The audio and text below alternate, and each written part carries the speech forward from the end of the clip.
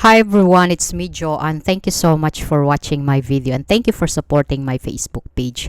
So, mayroon po sa akin nagtatanong na kapag po ba di kayo nakakahinga, iniisip ninyo po ba na baka atakihin kayo sa puso tapos di na kayo mapakali? Ito pong nararamdaman po ninyo is sign po yan ng stress. Kapag mataas po yung stress and then sasamahan pa ng anxiety attack kasi magiging anxious ka sa mga nararamdaman mo. And kasi yung yung parang hindi ka makahinga. Kasi nararamdaman mo yan nararanasan mo yan. Totoo yung nararanasan mo. Pero hindi ibig sabihin po na aatakihin ka na sa puso. Unless kung mayroon kayong history, mayroon kayong mga sakit sa puso na sa family ninyo. And very uncomfortable feeling po kapag first time, lalo na kapag first time po ninyong nararanasan ang ganitong mga pakiramdam. And I know it's very annoying and irritating and makakapag-isip ka talaga ng mga maraming negatibo na iisipin mo. Baka may problema ka sa heart or baka huminto yung pagtibok ng puso mo or baka huminto yung paghinga mo. And kasi kung ninyo yung feeling lang ninyo na hindi kayo makahinga, pero ang totoo kasi is humihinga po kayo. And yung problema lang dito is yung takot na pumapasok sa ating isipan. Yun po yung intrusive thoughts. Yung po yung nagpapalala sa mga nararamdaman natin. So, sign po yan ng sobrang stress ka at sasamahan pa ng anxiety attack kasi nagiging anxious ka sa mga nararamdaman mo. Sasabihin mo na, baka inaatake ka sa puso or baka... So, iisipin mo talaga na baka may sakit ka na talaga na na malala at lalo na sa kumbaga sa puso. So, hindi talaga may iwasan yung mga negatibo na papasok dito kasi syempre yung mga nararanasan mo or nararamdaman mo na mga physical symptoms is maano mo talaga, kumbaga maiisip mo talaga. Pero honestly, as a person na may panic disorder po, kasi naranasan ko rin po yan, ang ginagawa ko po is hindi ko po siya sinasabayan kasi kapag sabayan mo siya, syempre tinatawag yan na magkakaroon ka ng hyperventilation kasi mag-over breathing ka.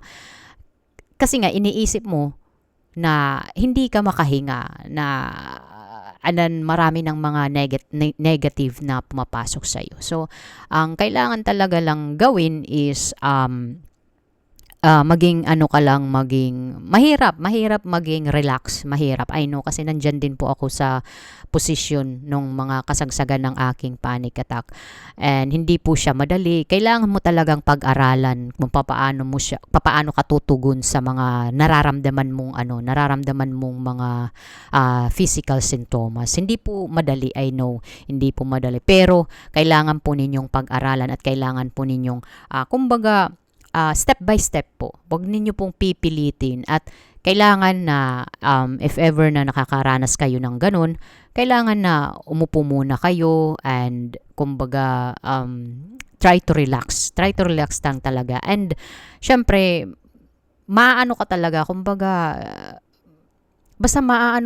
kumbaga madadala ka talaga sa mga nararamdaman mo. Kasi yung kapag dito yung takot at yung mga negatibo na talaga ang pumapasok, mahirap po yun. Mas lalo ninyong pinalalala yung atake ng inyong stress at ang inyong anxiety nagtre-trigger. So, kailangan talaga na may knowledge kayo kung papaano ninyo tutugon ang bawat sintomas, mga physical na sintomas na nararamdaman. Na hindi ibig sabihin na inaatake ka na sa puso.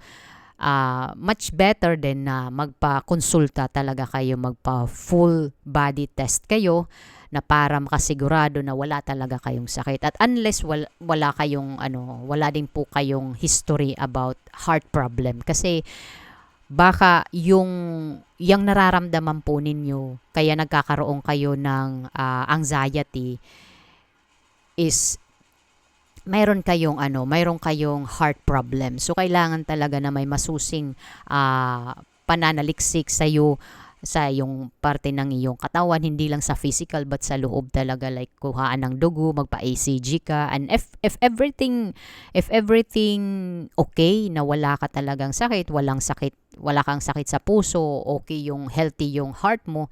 So kapag maranasan mo ulit, sabihin mo sa iyong sarili na parte lang ito ng stress, kasi sobrang stress ako ngayon. And of course, kapag stress ka, nag-trigger yung anxiety mo. And then, kapag mag-trigger yung anxiety mo, of course, papasok na dito yung mga intrusive thoughts, yung mga negatibo, yung mga takot talaga. So, kailangan talaga na